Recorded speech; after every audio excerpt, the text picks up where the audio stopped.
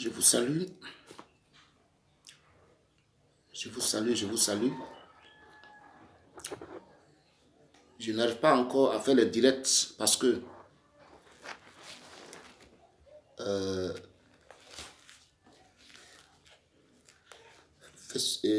YouTube m'a dit qu'il y a une petite complication. Ce matin, la pensée du jour. La pensée du jour, c'est en même temps le thème de notre échange. Le thème de ce message, le thème de cette vidéo que je te fais, ayant reçu instruction de l'Éternel. Le hasard n'existe pas. C'est pourquoi je voudrais que tu sois attentif et que tu écoutes attentivement. Parce que dans la nuit, j'ai reçu de la part de l'Éternel un signe. Et c'est un signe qui rappelle, ou du moins qui parle à plusieurs personnes, ou bien à une personne qui me regarde, qui regarde cette vidéo sûrement. Et je crois que c'est à toi, ma fille. Beaucoup de frères, de croyants, lisent les Écritures, mais aujourd'hui, quand on observe bien dans leur façon de se donner, aux serviteurs de Dieu qui ne connaissent pas Dieu, qui n'ont reçu aucune inspiration, qui passent le temps à faire du bruit, à battre les mains dans les églises, nous voyons que ce sont ces choses, ces manières de faire que Jésus-Christ n'a jamais approuvé, qui font que Dieu ne réagit pas. C'est pourquoi l'Écriture dit que la crainte de Dieu, c'est la haine du mal. Le Proverbe chapitre 8. Nous allons parler donc des vœux. Qu'est-ce qu'un vœu? Un vœu, c'est quoi? Quand tu lis l'Écriture, c'est une supplication qu'un homme fait à Dieu en prenant l'engagement ensuite de faire sa volonté. Si Dieu accomplit ceci ou cela, c'est ce que les gens ont fait comme vœu. Quelqu'un était malade et on devait couper ses intestins. À tout moment, quand on l'opère, on coupe une partie. Au point où ils se sont aperçus qu'ils étaient en train de couper une grande partie de ses intestins. Et sur son lit d'hôpital, il a fait un vœu à l'Éternel. Il a dit à Dieu, si tu fais arrêter ces opérations multiples qui font que je n'arrive plus à monter dans ma voiture, qui font que je n'arrive plus même à être opérationnel, alors je vais te servir. Sûrement, cette personne devait servir Dieu, mais elle ne le voulait pas. Pour elle, servir Dieu, c'était pour les pasteurs, les évangélistes, c'est tout. Or, dans le corps de l'homme, chaque organe a sa fonction. Quand tu me regardes, tu ne vois pas bien mes deux oreilles. Mais il y a deux oreilles qui ne jouent pas la même fonction que mes deux yeux qui te regardent. J'ai aussi une tête que tu vois qui ne joue pas le rôle de mes orteils. Donc, dans le royaume, la Bible dit que nous sommes membres du corps de Christ, chacun pour sa part. Aussi, la nature explique même cette vérité. On va donc prendre l'Écriture pour que l'Éternel nous parle d'hommes qui ont fait des vœux à l'Éternel. Et qu'est-ce que c'est qu'un vœu? L'Écriture va bien expliquer ce que c'est que le vœu, les circonstances. À toi qui regardes, cela peut être l'occasion pour toi de savoir que ton temps, le temps que Dieu avait fixé, ou bien ta crainte que Dieu a éprouvée, va être récompensée par quelque chose que Dieu veut faire, parce que tu as été lent à croire que c'est Dieu qui envoie les épreuves. C'est Dieu qui envoie les épreuves. Puisque l'Écriture dit dans 1 Samuel 2, dans 1 Samuel 2, voici ce que l'Écriture dit dans 1 Samuel 2, le verset, à partir du verset 5, les passages que nous allons lire, à partir du verset 5, ceux qui étaient rassasiés se louent pour du pain, et ceux qui étaient affamés se reposent. Même la stérile enfante 7 fois. Donc, si tu es stérile, c'est le temps où Dieu veut te faire enfanter. Donc, tu vas tomber enceinte maintenant alors que tes entrailles étaient mortes. Alors que tes entrailles avaient été rendues incapables de procréer.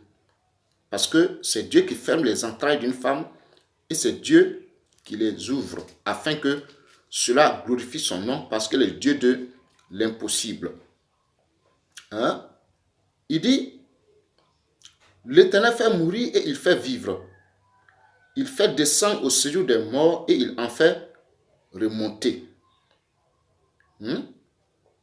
L'Éternel appauvrit et il enrichit.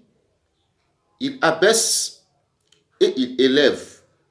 De la poussière, il retire le pauvre. Du fumier, il relève l'indigent pour les faire asseoir avec les grands. Et il leur donne en partage un trône de gloire. Car à l'Éternel sont les colonnes de la terre, et c'est sur elles qu'il a posé le monde. Donc, on dit c'est Dieu qui élève et c'est Dieu qui abaisse. Le problème des hommes aujourd'hui, c'est que quand Dieu abaisse, on dit c'est le diable. On dit c'est Satan. Voilà. On dit c'est des esprits de blocage. C'est des esprits de blocage et on va débloquer pendant 10 ans. Il n'y a aucune solution. Parce que l'Écriture dit, est-ce que quelqu'un peut redresser ce que Dieu a courbé? Ce n'est pas possible. Ce que Dieu a courbé, l'homme ne peut pas redresser cela. Nous allons encore prendre le livre des Deutéronomes. Le livre des Deutéronomes. Pour te montrer que Dieu s'offre à toi en ce moment, pour mettre ta foi à l'épreuve, pour voir, parce que Dieu est demeuré fidèle. Deutéronome 32, verset 39. Voici ce que Dieu dit. Il dit, sachez donc que c'est moi qui suis Dieu et qu'il n'y a point de Dieu près de moi. Je fais vivre et je fais mourir. Je blesse et je guéris. Et personne ne délivre de ma main. Car je lève ma main vers le ciel et je dis, je vis éternellement. Si j'aiguise l'éclair de mon épée et si ma main saisit la justice, je me vengerai de mes adversaires et je punirai ceux qui me haïssent. Donc Dieu dit que c'est lui qui fait mourir. Il dit aussi qu'il n'y a point de Dieu près de lui. Il fait vivre et il fait mourir. Il blesse et il guérit. Donc, si tu t'es senti humilié, c'est une blessure. C'est à Dieu qu'il faut s'attendre pour être maintenant guéri. Parce que c'est Dieu qui fait les deux. Tu vas parler des moqueries de tes voisins, des moqueries de tes copines. Depuis 5 ans, depuis 6 ans, depuis 10 ans, tu n'arrives pas à enfanter. C'est Dieu qui avait fermé tes entrailles. Et maintenant, hein, Dieu les ouvre. On va prendre plusieurs cas. Et quand tu es dans un semblant de foi même, il y a des occasions que Dieu te donne de faire un vœu. Tu dis, Éternel, si tu fais ça, voici ce que je vais faire. C'est comme ça que des gens ont fait dans l'Écriture. Puisque Dieu est le même hier, aujourd'hui et éternellement, alors ce peut être aussi l'occasion pour toi de faire un vœu à l'Éternel parce qu'il t'est favorable maintenant, puisque Dieu fait ce qu'il veut. Donc, sa volonté aussi peut être que maintenant, il veut accomplir un vœu dans ta vie. Ça peut être un vœu que tu as fait il y a longtemps. Maintenant, Dieu veut réaliser ce qu'il avait dit afin que, comme ça a duré, toi tu penses que Dieu a oublié, que maintenant, ce que tu as dit que tu vas faire ici, Dieu opère ce miracle, parce que Dieu est le Dieu des miracles. Exode 4, verset 9. Dieu a changé l'eau en sang. Donc, maintenant, c'est le temps aussi favorable pour le miracle de Dieu, parce que Dieu fait ce qu'il veut. Donc, nous allons prendre le cas du prophète. Nous allons prendre le cas du prophète Jonas. Le cas du prophète Jonas. Avant de prendre le cas du prophète Jonas, on va prendre le cas de Anne. 1 Samuel. 1 Samuel 1, verset 9 à 13. 1 Samuel, chapitre 1. 1 Samuel 1, 1 Samuel 1, verset 9 à 13. La Bible dit que Anne se leva. Il s'agissait de la femme d'un pasteur, la femme d'un sacrificateur. Les sacrificateurs de l'Ancien Testament, c'est eux aujourd'hui les serviteurs de Dieu. Aussi, c'est leur image comme ça. Voilà. Pour ceux qui disent qu'un pasteur ne doit pas avoir deux femmes, voici, Elkana avait deux femmes, Anne et Pénina. La Bible dit que Anne était la femme d'un sacrificateur. Il y avait, le verset 1, il dit, il y avait un homme de Rama, Taïm Sophim, de la montagne d'Éphraïm, nommé Elkana, fils de Jéroboam, fils d'Élu, fils de Tohu, fils de Souf, Éphratien. Il avait deux femmes, dont l'une s'appelait Anne et l'autre Pénina.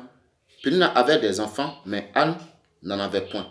Donc il y a une qui avait des enfants, et il y a l'autre qui n'en avait point. C'est Anne qui n'avait pas d'enfants. Les deux étaient les femmes du sacrificateur Elkana. Alors, donc Anne se leva après que l'on eut mangé et bu à Silo. Le sacrificateur Élie était assis sur un siège près de l'un des poteaux du temple de l'Éternel. Et l'amertume dans l'âme, elle pria l'Éternel et versa des pleurs. Elle attendait quelque chose. Elle n'a pas d'enfant. Elle a pleuré pendant des années. Elle est passée partout. Elle a dit tout. Elle a fait tout ce qu'il faut. Et l'enfant ne vient pas. Elle ne tombe pas enceinte. Et les autres ont des enfants, 2 enfants, 3 enfants, 4 enfants. Elle n'en a pas. Alors, voici comment elle va procéder. La pensée qui est cachée derrière est que Dieu a provoqué ça parce qu'il voulait tirer sa gloire, afin que la gloire revienne à Dieu seul. Et Dieu a donné un enfant à Rastaman, un enfant qu'on ne doit pas raser, qui fut le premier grand sacrificateur prophète en même temps, et le grand d'Israël, le prophète Samuel. Voici ce qu'il dit. Elle fit un vœu, le verset 2, en disant, Éternel des armées, si tu daignes regarder l'affliction, si tu daignes l'affliction de ta servante, si tu te souviens de moi, et n'oublie point ta servante, et si tu donnes à ta servante un enfant, garçon, je le consacrerai à l'Éternel pour tous les jours de sa vie, et le rasoir ne passera point sur sa tête. Comme elle restait longtemps en prière devant l'Éternel, Élie observa sa bouche. Anne parlait dans son cœur et ne faisait que remuer les lèvres. Mais on n'entendait point sa voix. Élie pensa qu'elle était ivre. Donc, Anne a fait son vœu. Elle a dit à l'Éternel, comme je ne peux pas faire enfant, si tu me donnes un enfant garçon, je vais te le consacrer. Je vais te le consacrer. Donc, elle a fait un vœu. Si tu fais ça, je vais faire ça.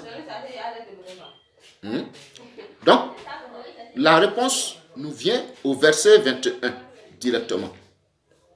Le verset 21, l'Écriture dit que, il dit, Elkana connut Anne, verset 20 à 21. Elkana connut Anne, sa femme, et l'Éternel se souvint d'elle. Elle a fait le vœu hier. Et son mari l'a connue. Ensuite, dans les jours qui viennent, dans les jours qui sont venus, et on dit que l'Éternel se souvint d'elle.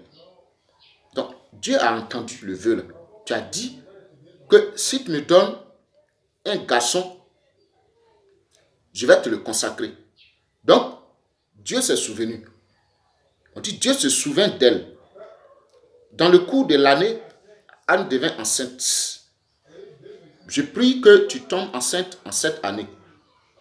Tu tomberas enceinte en cette année 2019. Toi qui n'as jamais fait d'enfant. J'envoie ces paroles pour ouvrir tes entrailles. J'envoie ces paroles pour enlever tout ce que Dieu avait mis dans ton ventre, pour fermer ton ventre. Maintenant, puisque je suis dans le conseil de Dieu, je vois que ton ventre, Dieu avait mis comme des cheveux, un chiffon dans ton ventre. Maintenant, je vois Dieu ouvrir ton ventre et il enlève maintenant ses cheveux, ses chiffons, il referme tes entrailles afin de libérer tes entrailles parce que c'est Dieu qui avait bloqué tes entrailles pour maintenant se glorifier en transformant tes entrailles et en te rendant capable de concevoir. C'est Dieu qui a fait les deux. Donc, c'est pourquoi l'Écriture dit que c'est Dieu qui blesse et c'est Dieu qui guérit. Donc, tu as longtemps pleuré à cause de ta blessure. Maintenant, les temps de réjouissance vont venir en cette année 2019. Il dit, dans le cours de l'année, Anne devint enceinte et elle enfanta un fils qu'elle nomma Samuel. Car, dit-elle, je l'ai demandé à l'Éternel. Anne a demandé comment? Elle dit, si tu me donnes un enfant, je vais te le consacrer. Après, Dieu a ajouté d'autres. Son mari Elkana monta ensuite avec toute sa maison pour offrir à l'Éternel le sacrifice annuel et pour accomplir son vœu. Donc, ce que tu as dit que tu vas faire à l'Éternel, quand le temps vient, tu réalises cela parce que quand tu parlais, Dieu était témoin. Il y a des gens, quand ils font des vœux, quand Dieu les accomplit, quand Dieu se glorifie, et puis il leur donne ce qu'ils ont demandé qu'ils ne pouvaient pas avoir là, ils pensent qu'ils ont la chance. Et après, maintenant, Dieu leur crée des problèmes que personne ne peut régler. On a le témoignage de personnes comme ça qui sont allés voir un homme de Dieu parce qu'il y avait un projet qu'ils voulaient. Ils voulaient qu'on finance. Ils ont tapé à toutes les portes. Quand on a vu l'homme de Dieu, Dieu a dit à son serviteur en même temps, dis-leur qu'aujourd'hui on va les appeler à 16 heures. Quand ils sont allés, ils ont donné le premier chèque là, ils ont oublié l'homme de Dieu. Ils ont promis à l'homme de Dieu que si ça marchait, ils allaient lui donner la dîme. Donc quand ils ont donné le premier chèque là, ils ont oublié l'homme de Dieu. Et après, leur histoire est passée par la Maca. On les a épinglés. Je prie que pour toi, ce ne soit pas la même. Donc ça, c'est le cas de Anne. Voici le vœu de Anne. Donc, l'Éternel s'adresse à toi qui me regarde, qui est stérile. Peut-être tu as avorté 9 fois. Peut-être tu as avorté 10 fois. Mais Dieu est le Dieu qui pardonne et qui opère des miracles, qui a changé l'eau en vin. Donc, Dieu peut replacer de nouveaux organes dans ton sein parce qu'il veut placer là un enfant. Non, ce que tu vas faire de l'enfant, ce que tu vas dire à Dieu, ce que tu vas vouloir que l'enfant soit pour Dieu, là, tu dis ça en même temps. Ça, c'est le vœu. Autre chose, tu sais ce que tu peux dire à Dieu. Si tu fais ça, je vais faire ça. On devait opérer quelqu'un qui ne voulait pas répondre à l'appel de Dieu. Lui, c'était son pied. On lui a dit que ton pied, là, on va couper. Il a dit à Dieu, si tu as fait que mon pied n'a pas été coupé, je vais te servir. Le pied est revenu à sa place. C'est un vœu. Nous allons donc voir le cas, on a vu le cas de Anne. Nous allons voir le cas de Jonas. Le prophète Jonas. On va voir le cas de Jonas que certaines personnes appellent Yunus, Nabi Yunus. Jonas, chapitre 2. Nous allons voir Jonas, chapitre 2, à partir du verset, Jonas 2, à partir du verset 7. Jonas, chapitre 2, à partir du verset 7. Jonas est un prophète que Dieu avait envoyé à Ninive. Il s'est levé pour aller à Tarsis parce qu'il ne voulait pas. Mais en fait, c'est une prophétie. La prophétie parle des 3 jours dans le sein de la terre que Jésus a fait et que Dieu a ressuscité d'entre les morts. En fait, c'est de ça que la prophétie parle, de façon voilée. C'est pourquoi Jésus a dit que les prophètes ont parlé de moi. Donc, il y a beaucoup de choses dans l'écriture là, ça parlait de Jésus-Christ. Donc, voici ici Jonas. Il a refusé et un poisson l'a avalé. Mais voici la scène qui va se produire. À toi qui m'écoutes, ce qu'on t'a dit de faire, tu ne veux pas le faire. Ceux qui te parlent, tu penses que c'est des gens qui sont simples. Un homme de Dieu vrai, qui est un, n'est jamais simple. Il représente directement Dieu comme dans l'Ancien Testament. Quand il parle, c'est Dieu qui a parlé. Donc, on ne peut pas le tromper. On ne peut pas aussi fuir. Si tu as dit que si tu gagnes ça, tu vas faire ceci et cela. Quand tu vas gagner, il ne faut pas penser que c'est... Non, c'est à cause de lui que Dieu a fait ça. Voici le prophète Jonas que Dieu envoie. Et puis, Dieu dit, va à Koudougou ou bien va à Boisseau. Et puis, c'est là il prend une autre route. Nous allons prendre Jonas 2, verset 7 d'abord. Jonas chapitre 2. Le verset 7. Je suis descendu jusqu'aux racines des montagnes. Les bas de la terre m'enfermaient pour toujours. Mais tu m'as fait me remonter vivant de la fosse. Éternel mon Dieu. Quand mon âme était abattue au-dedans de moi, je me suis souvenu de l'Éternel et ma prière est parvenue jusqu'à toi, Éternel. Dans ton saint temple, ceux qui s'attachent à de vaines idoles, éloigne d'eux la miséricorde. Pour moi, je t'offrirai des sacrifices avec un cri d'action de grâce. J'accomplirai les vœux que j'ai faits.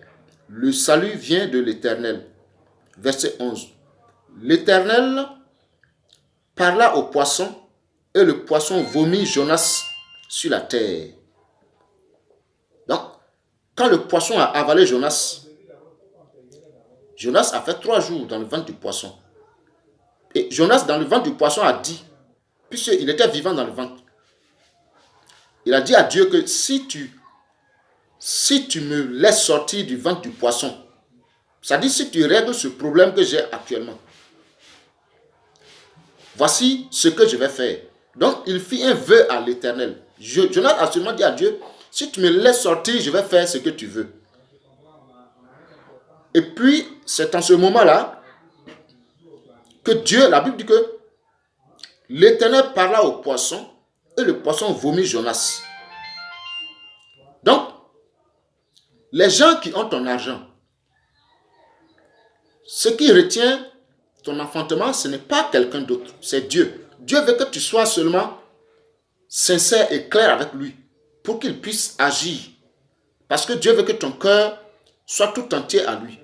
Donc, Jonas a dit, si tu me fais vomir, ou du moins si tu fais que je sorte du ventre du poisson, maintenant, je vais faire ce que tu as dit. Et Dieu a parlé au poisson.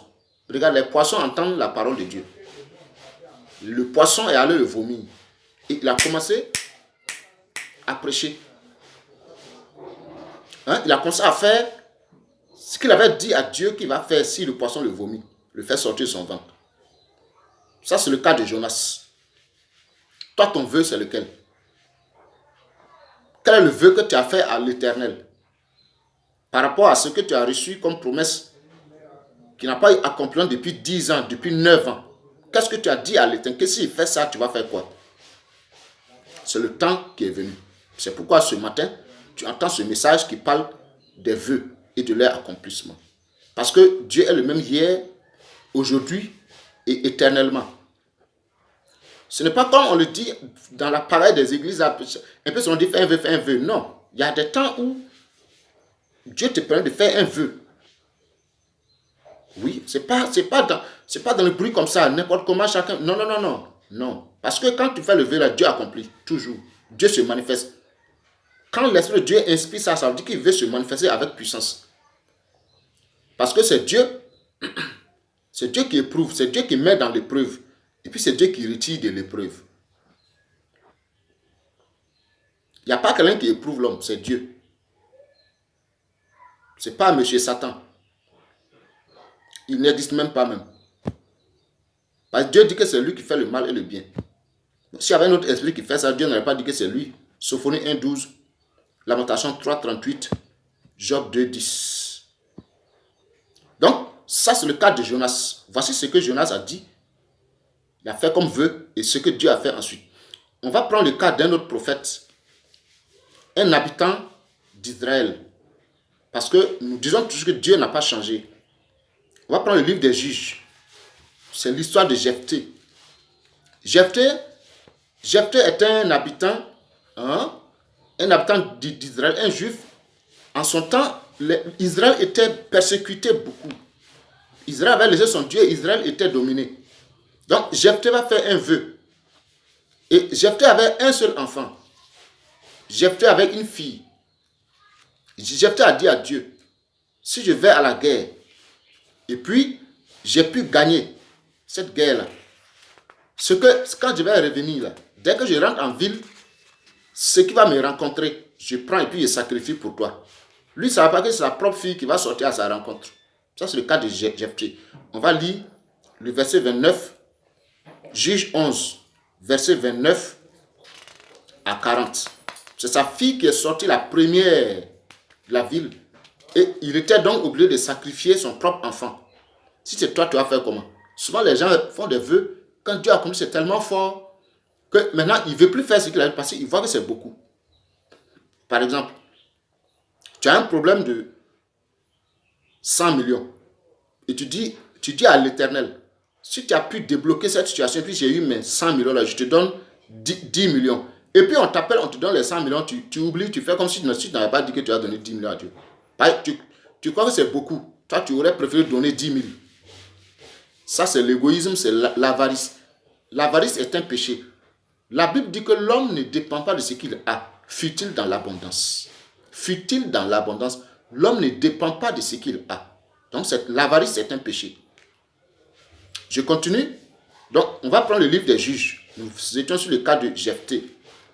Juge 11, verset 29. Je ne comprends pas le verset 29. La Bible dit que l'Esprit de l'Éternel fut sur Jephthé. Il traversa Galade et Manassé. Il passa à Mitzpé de Galade. Et de Mitzpé de Galade, il marcha contre les fils d'Ammon. Jephthé fit un vœu à l'Éternel et dit, si tu livres entre mes mains les fils d'Ammon, quiconque sortira des portes de ma maison au devant de moi, à mon heureux retour de chez les fils d'Ammon.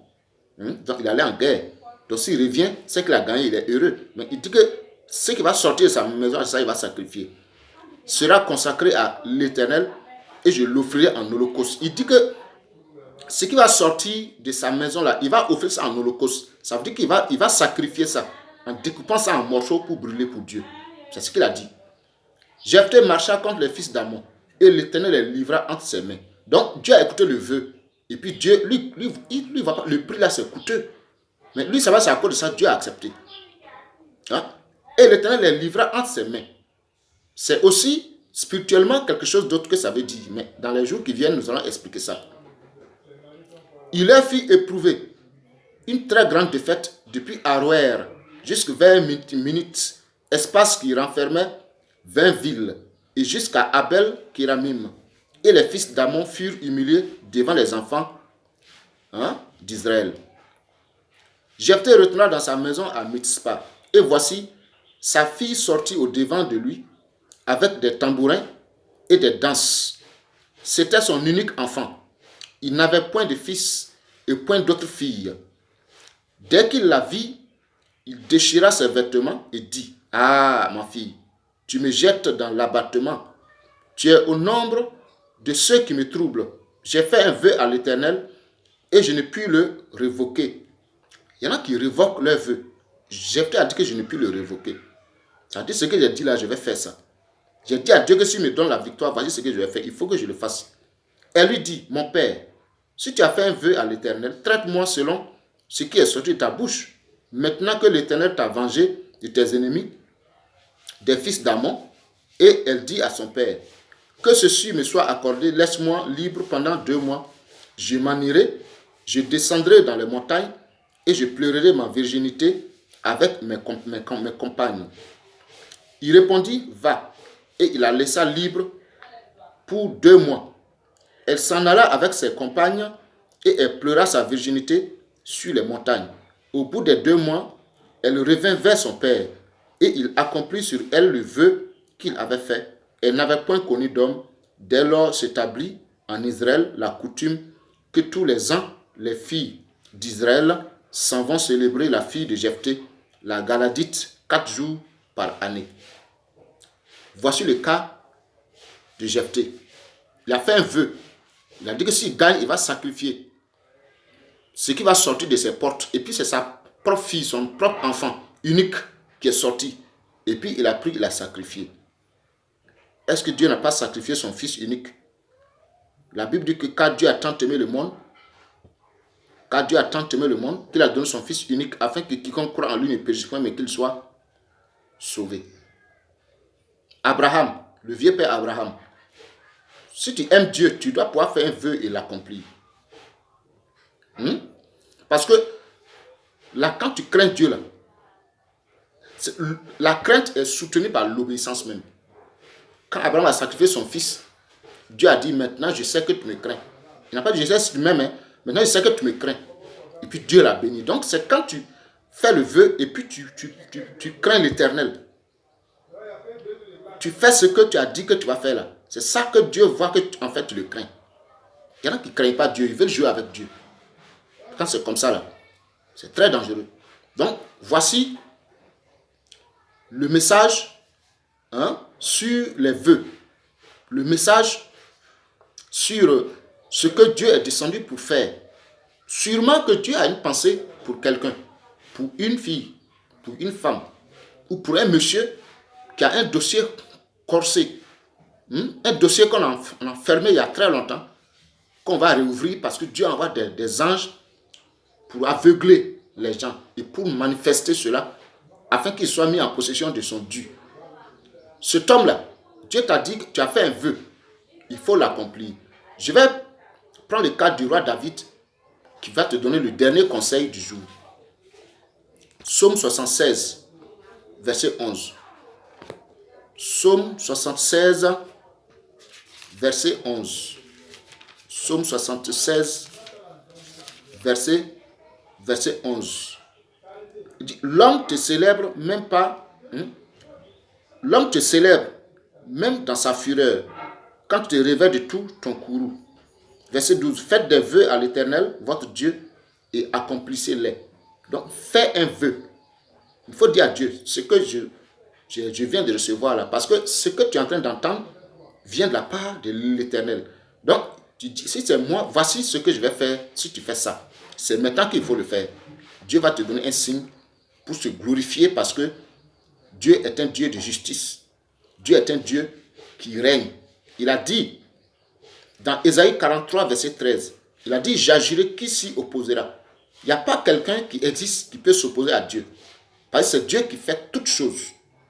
Comme il y a eu un soir et un matin, c'est ainsi que les épreuves viennent. Et ensuite, maintenant, aussi la lumière vient. Que ta lumière vienne, en sorte que tu puisses voir et être rayonnant de joie. Mais n'accuse pas quelqu'un parce que c'est Dieu qui avait retenu. C'est Dieu qui avait retenu ce qui doit être donné. La Bible dit que le cœur du roi est un courant dans la main de l'Éternel. Il l'incline partout où il veut. La Bible dit encore que quand l'Éternel approuve les voies d'un homme, il dispose favorablement à son égard même ses ennemis. Donc tes ennemis vont commencer à agir en ta faveur à partir d'aujourd'hui. Amen.